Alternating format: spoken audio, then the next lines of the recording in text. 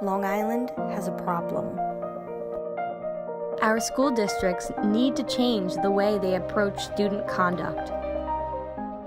In the last few years on Long Island, school districts serving communities of color have reported higher suspension rates than the state average, as well as the average of school districts serving white communities.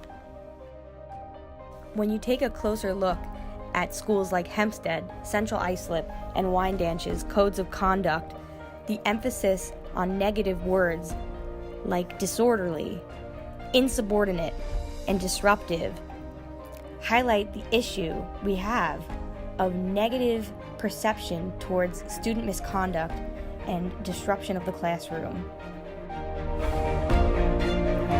So what does this mean? What can we do? Long Island needs an investment in restorative practices because a tale of two school systems is so apparent here. We have school districts like Hempstead, and then a mile away we have Garden Cities. Our students are experiencing difficulties and coming into school with baggage, facing poverty, homelessness, gang violence in the community, traumas. And these are all issues that affect them academically. And instead of suspending our students and creating a school-to-prison pipeline, we need to invest in them and invest in social workers and guidance counselors and really figure out why they're acting up instead of suspending them.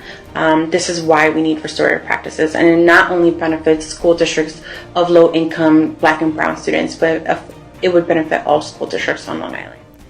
But what is restorative justice? What are restorative practices? So I consider restorative practices an alternative that allows folks to figure out what harm has been done and alternative ways in order to reconcile the relationship. So the relationship is the most important part in restorative practices to me. It gives them an opportunity to learn without necessarily putting them out of the learning environment. So how do we get restorative practices into Long Island schools? One way to get involved is to call your local representative and ask them to support the Safe and Supportive Schools Bill in New York State.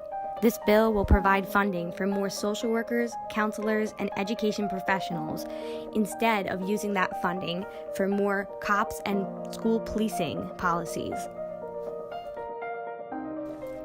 Every child deserves a quality education. But without restorative practices, many children won't even be allowed in the classroom long enough to receive one. We need to stop suspending and start listening. Because together, we can make a difference. For more information or to get involved on Long Island in restorative practices and education equality efforts, contact Long Island Progressive Coalition.